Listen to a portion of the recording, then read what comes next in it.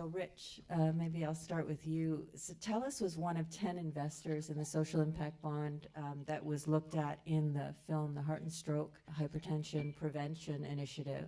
There was some question about the metrics that were put in place that Caroline Mason raised.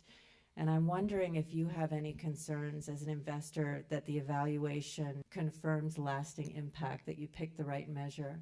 Just wondering how difficult was that to do? Yeah, before I do that, maybe if you'll let me just, I want to say that this is the first time I've seen the film. So amazing, great film. I mean, I thought it was excellent. So well done to you, really. Thank you. So, you know, I just want to come at this with total humility about what I don't know, which is an awful lot in this space. As a venture capitalist, as a technology guy, and since I joined TELUS 2 years ago as a corporate investor, you know, it felt right. It just felt like something that if you believed in a holistic approach to deploying capital, which we spend a lot of time investing in healthcare. For those of you who don't know, TELUS is one of the largest health companies, health IT companies in Canada, and it just felt right. It just felt like an additive source of capital. It felt like it aligned with what we wanted to do with our investing, which is generate health outcomes, bring new capital to bear, and actually be a mechanism to transform the environment in Canada. So I was always looking for an opportunity to do a SIB, and I wasn't quite sure, and it's as been talked about in the film, it's a very complicated structural thing. So when this opportunity with the Heart and Stroke presented itself, I said to the folks at TELUS, I said, we're going to do this. We're going to see how it goes. And with this ethos of like learning as you go, we may fall on our face, we may, you know, lose all our money, but we're just going to try it, and we're going to leverage the lessons as we go. And that kind of humble approach, I think, is what the sector needs right now. We don't have all the answers. You know, in our case, it was very much about, can we bring some of our tools around healthcare to improve on some of those interventions, and then ultimately, you know, the financial return might or might not be there. Anyway, sorry for the long preamble, but you know, to answer your question, are the evaluation metrics the right ones in the long run?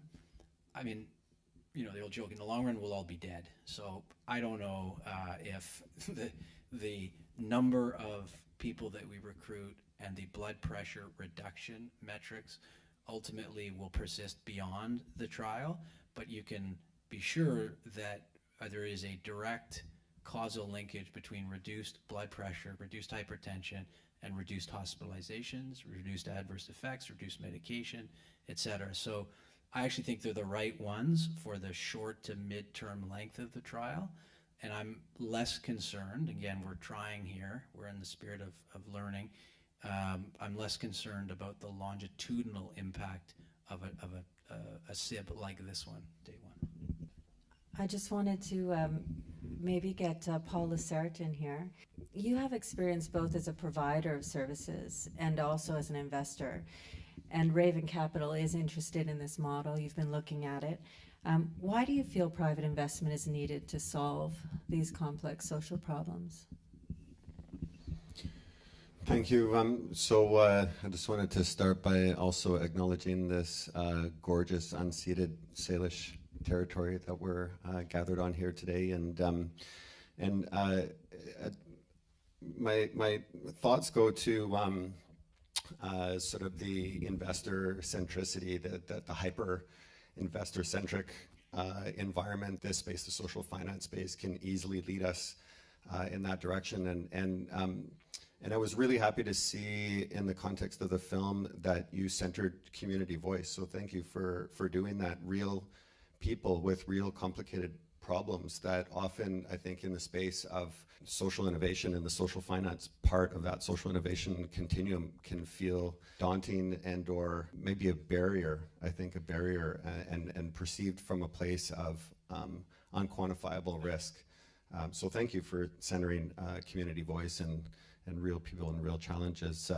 I think the center of gravity in the space actually belongs in the space in between all of the stakeholders, and I think the space in between the opportunity To bring private capital into that environment, it needs to be curated to a certain extent, that there needs to be intermediation that's provided to be able to support what is some of the bigger risks in bringing private capital around trust, in particular, in the space in between some of those unusual relationships. So I think intermediation is absolutely critical to find a path to scale.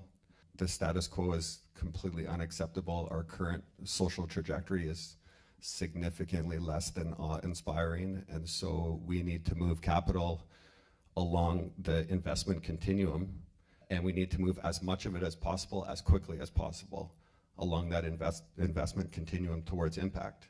And the public sector is completely overwhelmed, and the gaps are growing. So those are my thoughts. Paul Finch, maybe I'll bring you in. The movement that Sir Ronald Cohen's been leading around the world, bringing pension funds as an investor to the table in social impact bonds, is something that they've been pursuing. I don't think a pension fund is invested yet, but is this something that BCGEU would be looking at doing? First I want to thank you for the film, and I think thank the other panelists and the territorial acknowledgement at the beginning.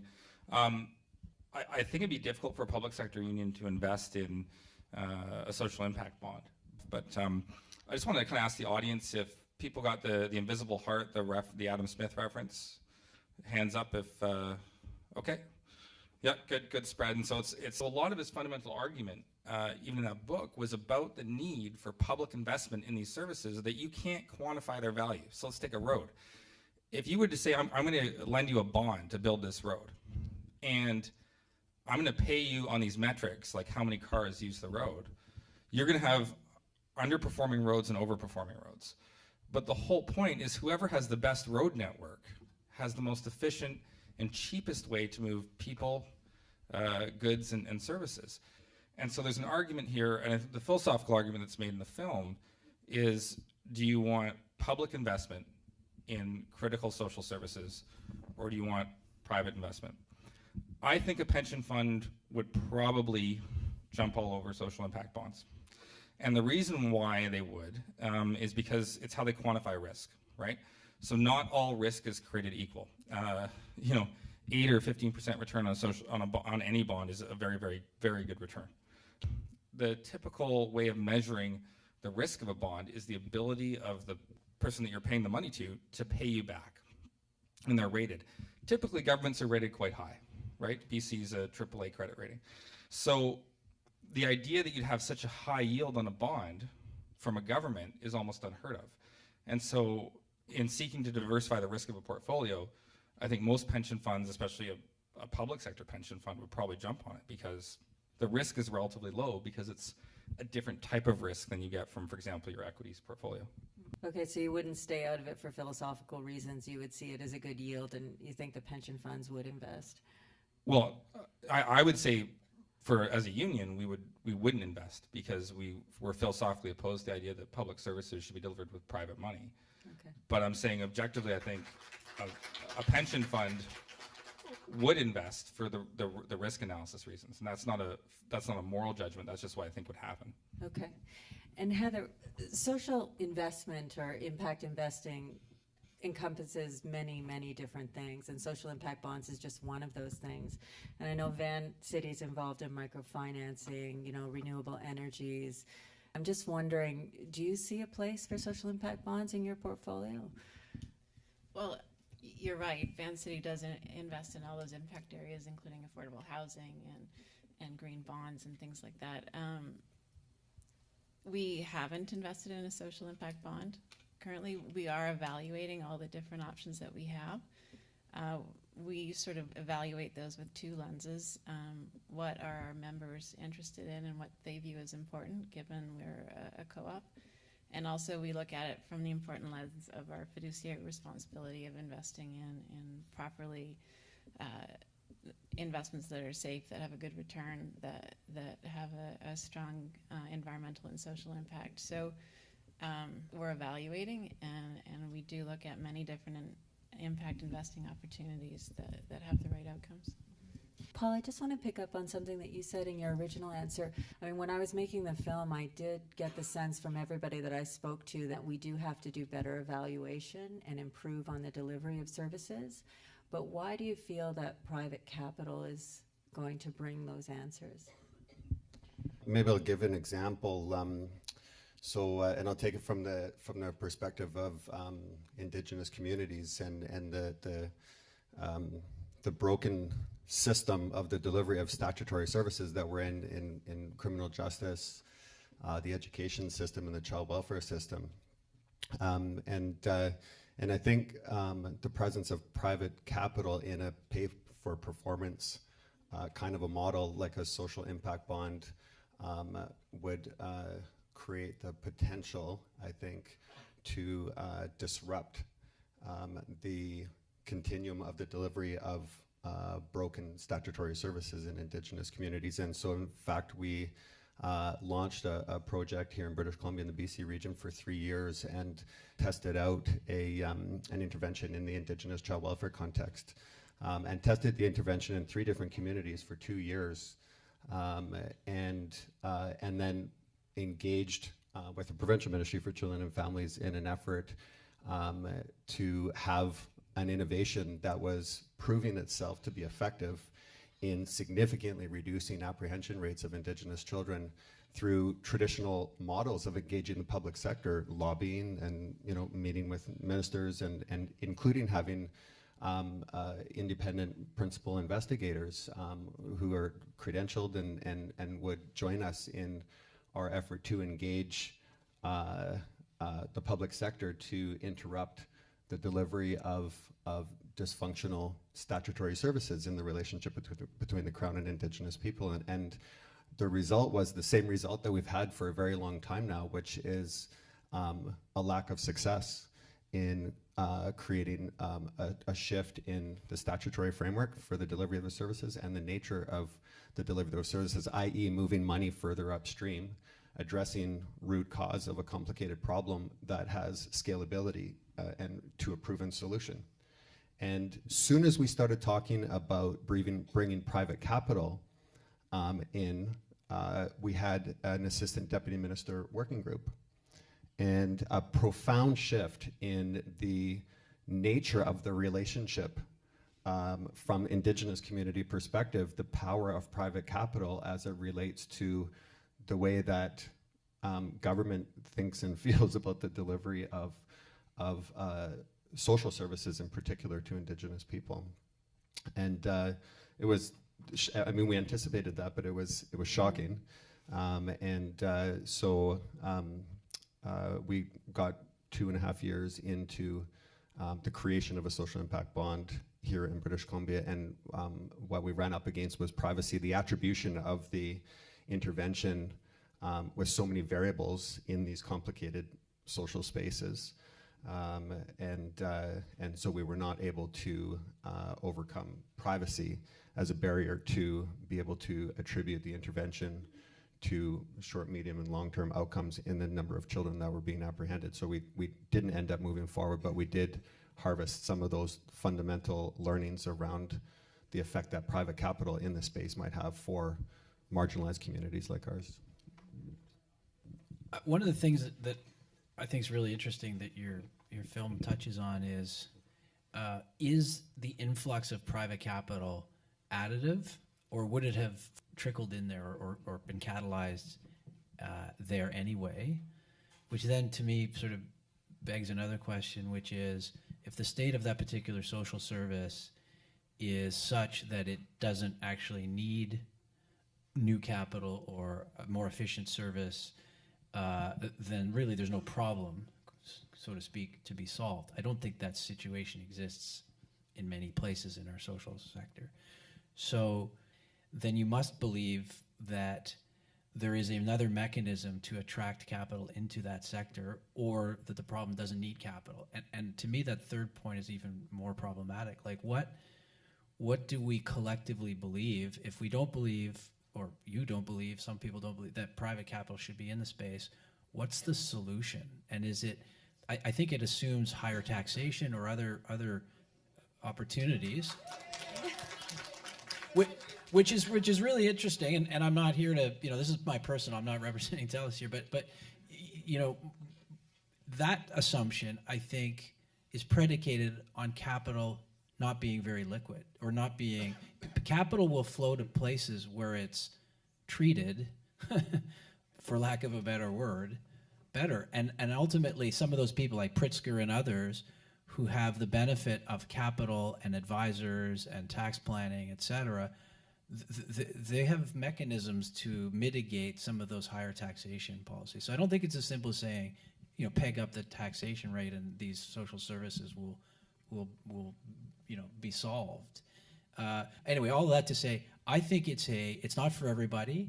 There is a fundamental, I recognize, kind of philosophical debate. But if you believe, and there's an example you just gave, social venture partners is one, I've seen them all over the place, where quite simply, and take social venture partners, we got not only capital that would not have flown into the nonprofit sector in the downtown east side, we got tens of thousands of hours. That's an economic value. We got people to volunteer. We lowered the friction for those people to get involved in the sector. 95% of them, I'll make up a number, would not have done it without a vehicle like that.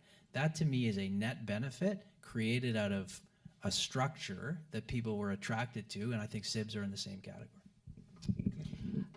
Can I respond to that? Because I think it touches on some of the points raised earlier. Let's look at the entire money government has from taxation as a whole pie. If the returns are being paid out of that entire pie, then the fact that it is costing more in the form of the price of actually administering the program, plus monitoring the results performance, plus the extra returns they're making, at the end of the day, it's costing more for the government to deliver that same program. The argument is, if not, then what's happening is that the delivery of public services within government is so incredibly inefficient or so dysfunctional that the only way to allocate capital to where it's most needed is through attracting private investors. And so I think the problem here is one of public administration. It's interesting because the example of the Chicago school system is one that's very close to me. The events in the video, it references that one-day strike. I was actually on the picket line with them during that one-day strike in 2016. And so I met the leadership and a lot of the rank and file of the Chicago Teachers Union. And if you look at what's been done to the Chicago school system, but also the Chicago pension system, including by Northern Trust, and if you Google it, it's a pretty good case study. You see that it's a chronic, intentional underfunding of services. But it's an underfunding of services to create such a huge debt obligation that the debt obligation itself becomes parasitic and eats away at the government's ability to provide other services. So I think at the end of the day, government can raise capital at a much lower rate than you can through SIBs. Can I just weigh in on one thing? I agree that some of them aren't structured maybe the way they should be, and that the measurements it's all about how you measure and what the right measurements are. But I think the intention behind these is that it creates innovative new products that the governments wouldn't necessarily have the ability to start on their own.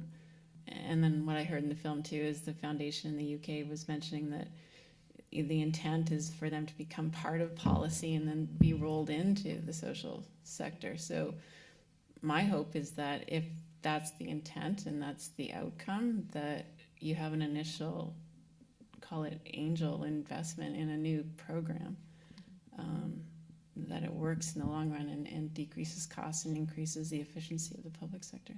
That was the intention of SIBs when they were developed in 2010, but around the world, they're more so being used because investors, as Ronald Cohen said in the film, they're looking for some sort of track record. They want data that says they have a chance of getting their money back. So it hasn't really been funding innovative programs, and I think that's where the concept falls down. Should we take some questions from the audience? The lady in the back? My question is about the deployment of private capital. I mean, what comes to mind for me is, where did this money come from, right? was it not contributing to some of the systemic problems, poverty, inequality, you know, the use of environmental resources without conscience? Like, that's what and so, you know, the deployment of private capital I get, but is there a discussion between or amongst investors about, you know, their kind of complicitness in some of the social problems that they're trying to address? Does anyone want to respond to that one? I think capital is often trying to seek, it's fulfilling a rent-seeking function. You know, do I think capital is self-aware? Not really. I mean, when you get into like index funds, I don't think there's any point of consciousness within an index fund. I think it's a distributed, you know, unconscious function, right? It's mirroring a market.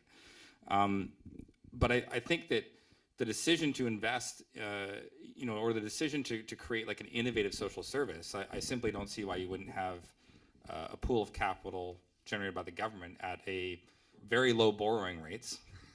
If you look at the bond yields for the provinces, or, you know, even a government bond, it's pretty low.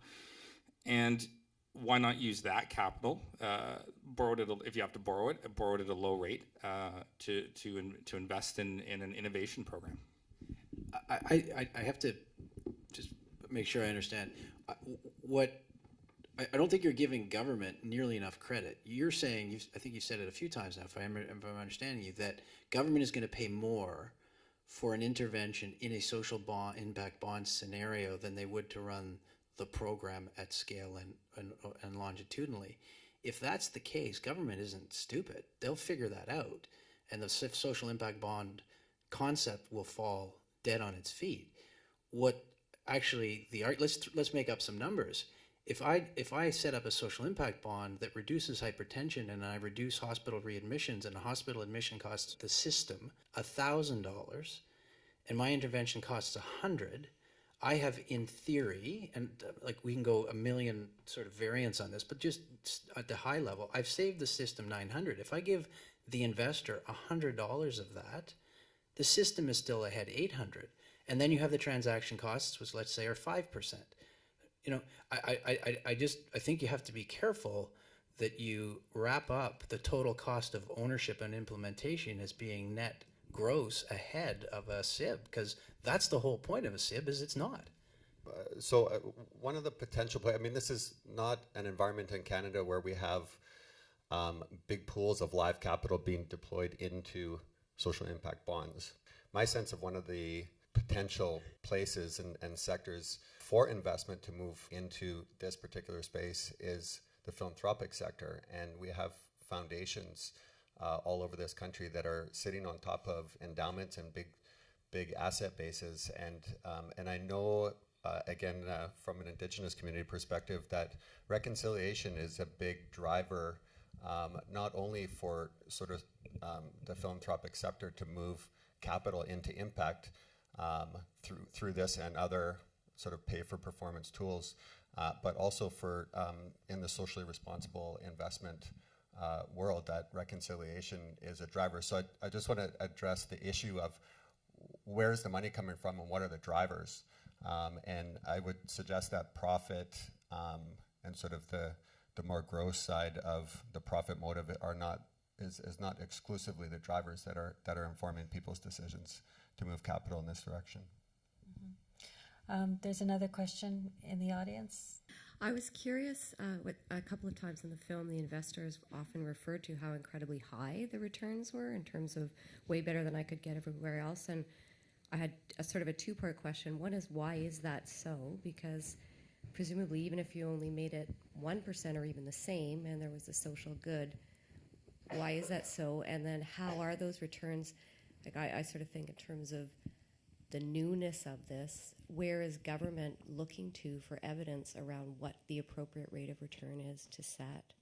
So your first question was, they seem high, and I think you're right in some cases, and in other cases the return has been lower or negative, both lower in contrast to what you could get in other instruments, as well as negative in absolute terms.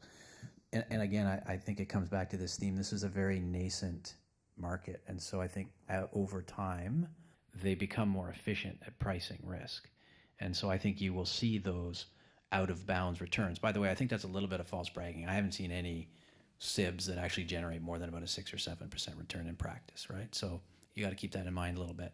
But I think that will come down, and it will come down to a little bit of risk adjustment, a little bit of kind of comparative return, and a little bit about this blend. And I think, it's been touched on a few times, as you go from pure for-profit to pure philanthropic, people will gravitate to one end of the spectrum based on their, call it, emotional connection to the issue. So I think you'll see that settle out, both lower and with some variability based on that.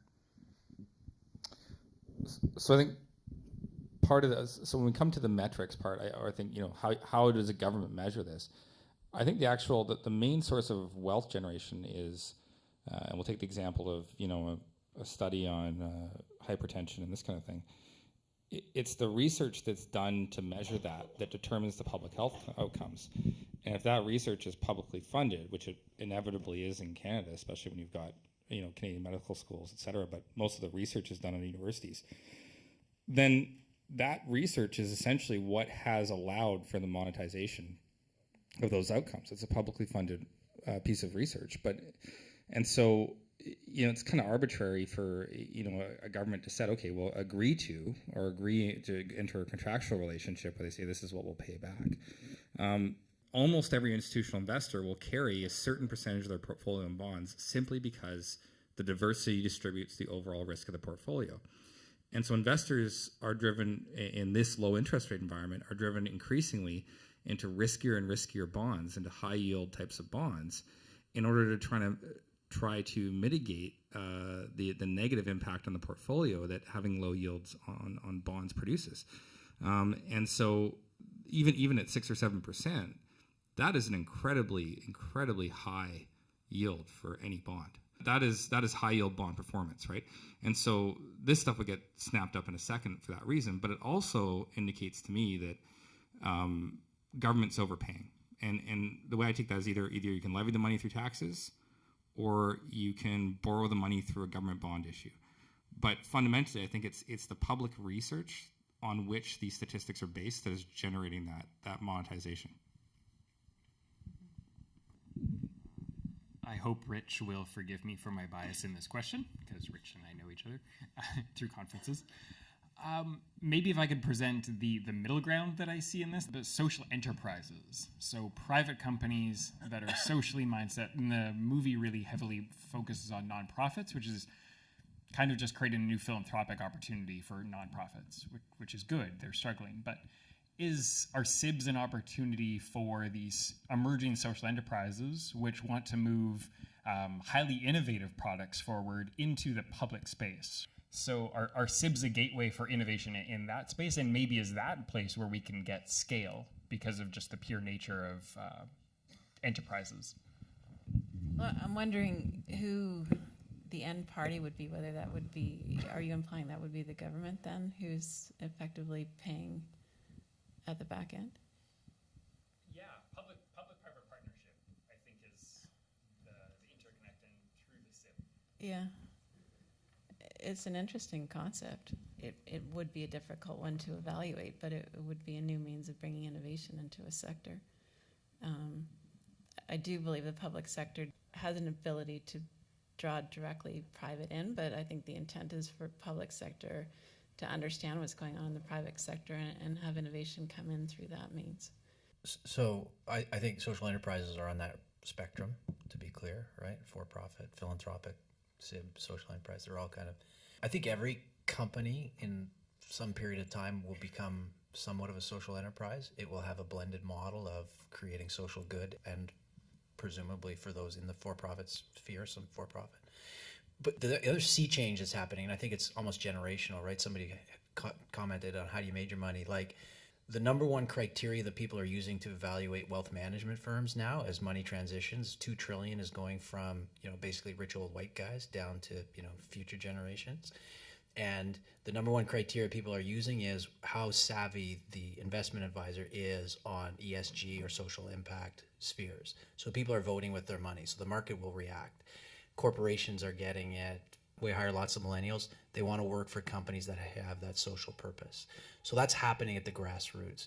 In terms of social enterprise specifically, I think it's a great model. The challenge is, and I've worked in one and tried to raise capital in one, is we're still in this bifurcated world where people go, tell me again, are you trying to make money? Are you not? Are you philanthropic? Are you like, and so you talk to the philanthropic folks or the people who might invest in SIBs or other things, and they go, it sounds like you're pretty rapacious capitalist. And then you talk to, the rapacious capitalists, and they go, what's all this crap over here?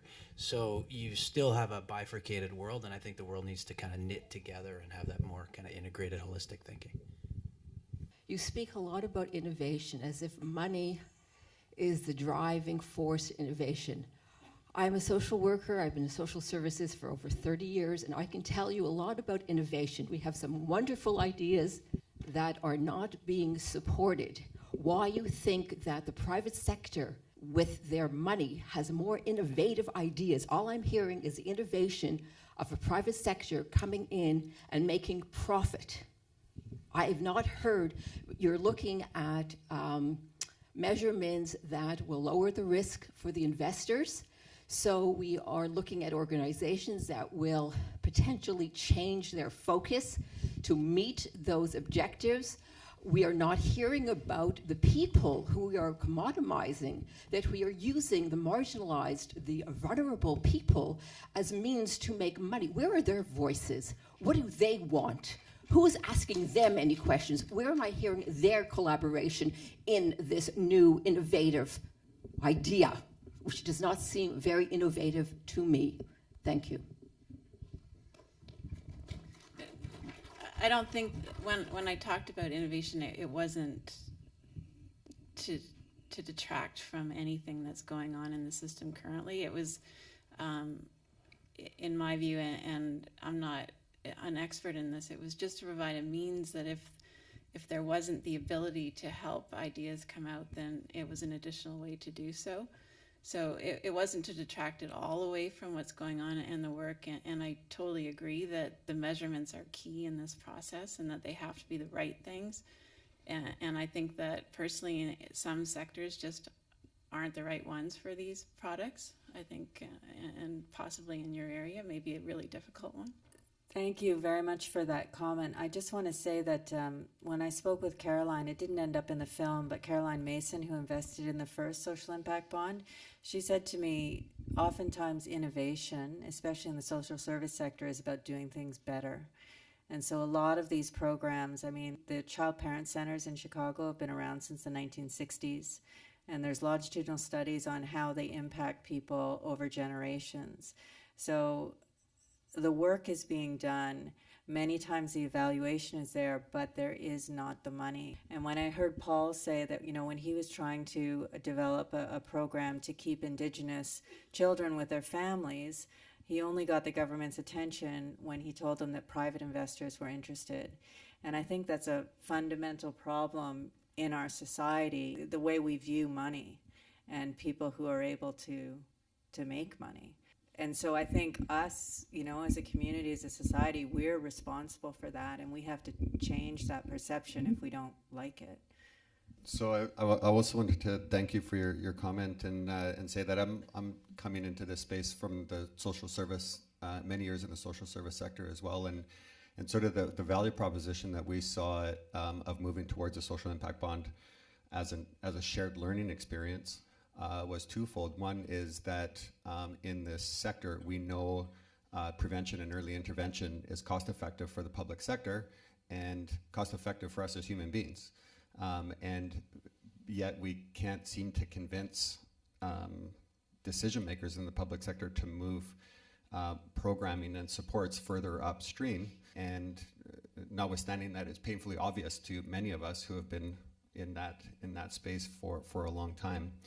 And so co-creating an intervention where Treasury analysts are at the table early and providing the opportunity for investors and the principal investigator and Treasury analysts and clients and your delivery partner to go on a shared learning journey of what success might look like and how much we might save and the potential for that to be scaled through systems that are, painfully dysfunctional and ineffective, is the answer to the dream of a lot of people in the social service sector, is my opinion.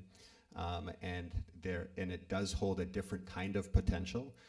And we did experience some of that success when it centers community voice, which I think the film did, and when it honors community wisdom. And I think there is room in this space for that. That's been my experience, that there is room in this space. Notwithstanding that the inertia is for the language of investment and the power of money to completely consume all of us and the space itself. So that we have to be very conscious and resistant to that inertia. So,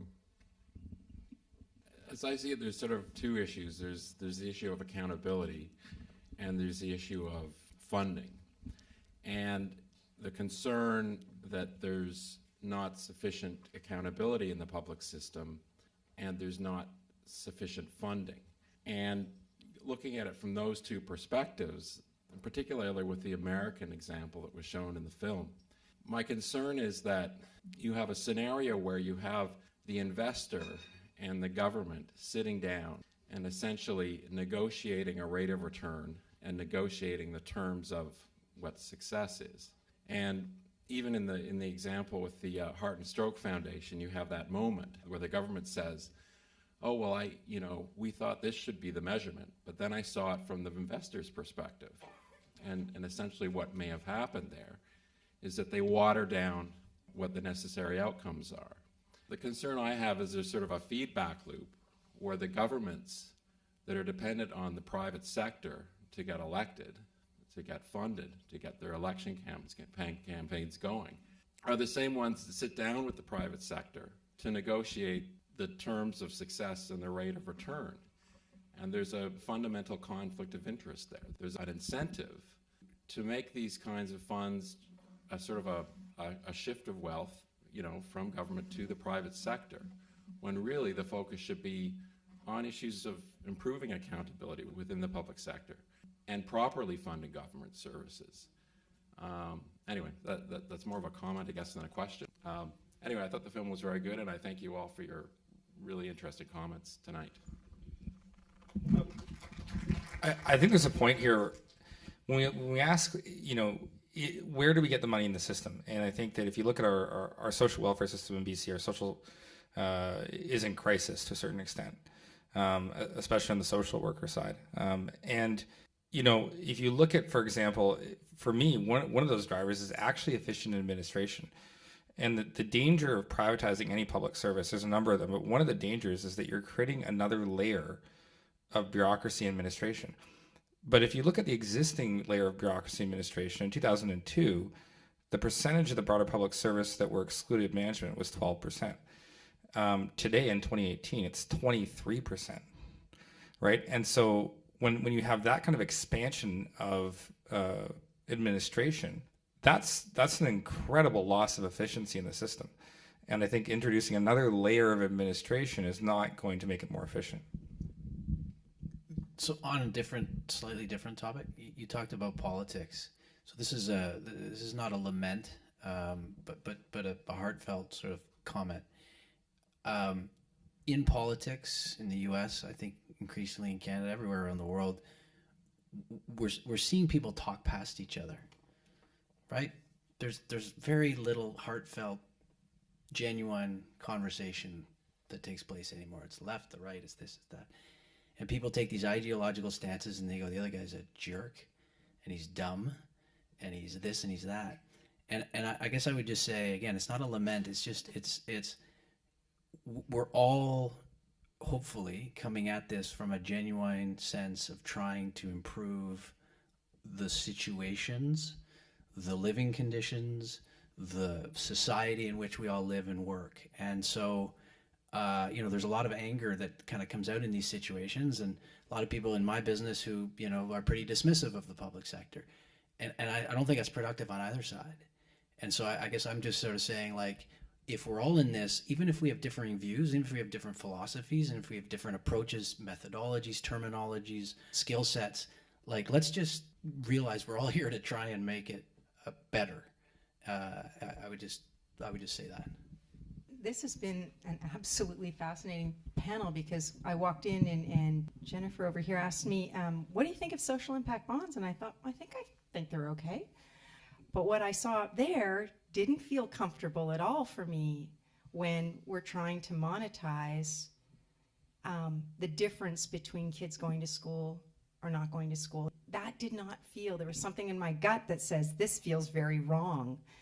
And yet I know, because Social Venture Partners, I've seen you from the day you began, and you've done great work in terms of mobilizing huge numbers of people working in community, the education, the advocacy, the impact work that you've done, in addition to providing financial resources. So it's not a black and white situation here for me at all.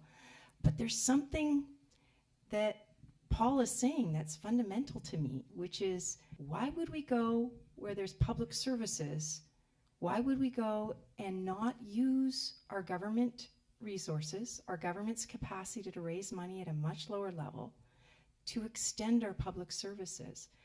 And that, so then in the back of my mind, I'm thinking, okay, in those instances where that can't happen, is there not a role for the philanthropic foundation community to be coming in a blended value way, matching off with social impact bonds, so that it's not the government, but it's the philanthropic sector coming in to provide that provision to support the flow of capital. So you have stimulated me in so many ways, and just wanted to hear what you had thoughts on at least the philanthropic sector coming in. So I think it's curious what is actually a philanthropic center, and I want to use the example of a community garden in Vancouver, right? And so community garden in Vancouver seems like a pretty basic philanthropic endeavor, but actually what it is it's a cover to not pay taxes on valuable real estate. So when the land appreciates, it's zoned into farm tax status, and thereby the owner of the land doesn't have to pay the meager taxes that exist on it already. And so I think on a genuine philanthropic endeavor, I agree there's always an opportunity for that to be leveraged under this system. But we have to, I think, hold it up to a test of legitimacy as to whether or not that endeavor is truly philanthropic, or whether or not there is another motive behind it that is actually taking away from the public good. And that's a test I think that we need to objectively meet and come up with. On that note, I think we're going to have to wrap up, but I want to thank you very much for staying to participate in the discussion, and thank our panelists for all of their insights, comments.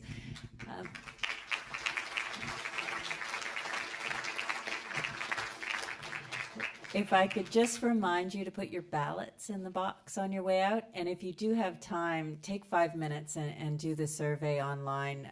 We'd love to know what you think. Thanks very much.